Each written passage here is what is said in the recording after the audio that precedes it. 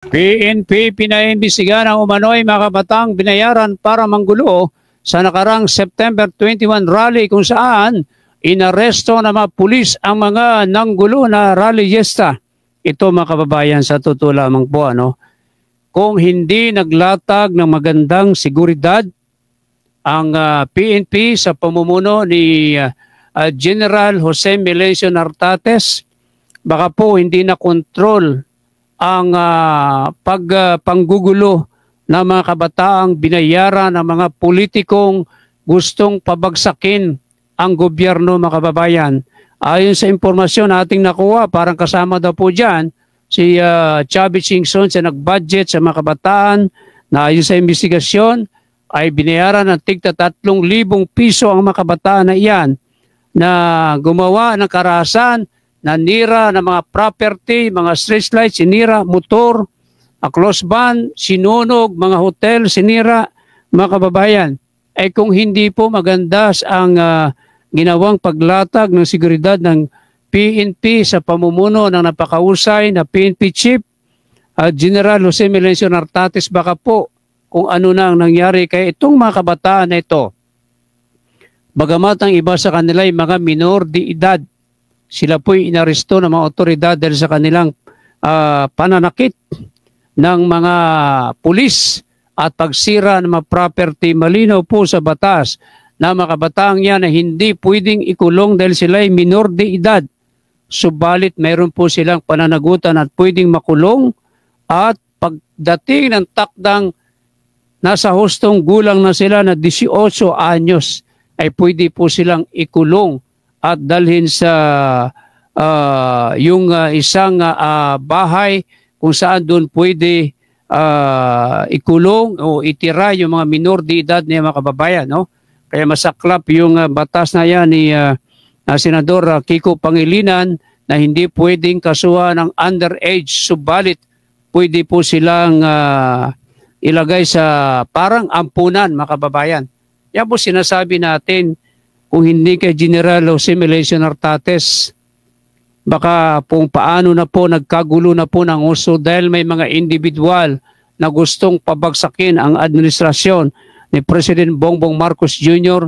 Kaya sa PNP, mabuhay kayo dahil ginampanan nyo ang inyong tungkulin at hindi na pasama ang gobyerno at walang mga namatay sa nakaraang madugo na rally ng mga binayaran ng mga minor de edad na yan, mga kababayan. Panoorin natin ang balitang ito.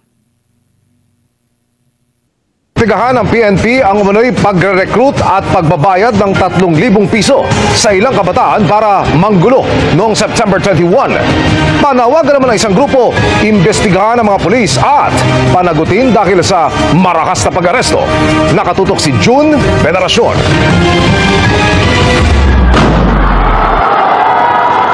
Sa araw mismo ng gulo sa Maynila, kasabay o kasunod ng mga protesta noong September 21. Nagkabigayan umano ng pera sa mga nanggulo base sa investigasyon ng PNP. Ang mga kabataang nito ay online na nirecruit sila ng isang organized group. Ito pa ay patuloy na iniimbestigahan. Nabiligan sila ng 3,000 each po. Patuloy na iniimbestigahan ng PNP kung sino ang nasa likod ng recruitment. Ganon din ang mga video online na nagpapakitang nagkabigayan ng pera. Marami pong lumalabas ng mga video o vloggers na lumalabas. May mga sinasabog sila na pera na di umano, ito ay galing naman sa Sogo mismo. At meron naman nakiklaim na sinasabi na ito ay binigay na 3,000 during the day po. Wala silang ibang pinoprotektahan. Pero para sa mga militanteng nagrally sa harap ng Camp Crame, ang mga pulis ang dapat imbestigahan at panagutin sa marahas umunong pag-aresto sa mga nagprotesta noong September 21. Aligasyon nila, may isang nasawi sa pagpaputok ng baril mula sa hanay ng pulisya. Bukod pa umano ito sa isang biktimang nasawi sa pananaksak noong araw na yun. Biktima nga dito si Eric Saber na isang construction worker na walang kinalaman sa rally. Uuwi lang galing sa trabaho. Siya po ang naging isang casualty sa pamamaril ng kapulisan. Sinasabi nila na nagpaputok daw ang Pilipino ang member ng PNP. Kasama din dyan yung gumamit ng tigas. Pero lahat ng po yan ay wala pong katotohanan. Para sa GMA Integrated News. Ang umano'y Kita nyo mga kababayan, itinanggi ni Brigadier General Randolph Tuanyo na wala pong katotohanan na may namatay na isang rallyista, no, mga kaibigan. So dito nakikita natin na talagang pinabaliktad ng mga nagpondo sa rally na yan, nagpondo sa mga kabataan na yan. Kasi kung hindi naman kayo naging marahas, isipin nyo, ngayon lamang tayo nakakita na ganyang rally na ang mga kabataan ay umakyat pa sa bakod, no? Para saktan ang ating mga kapulisan.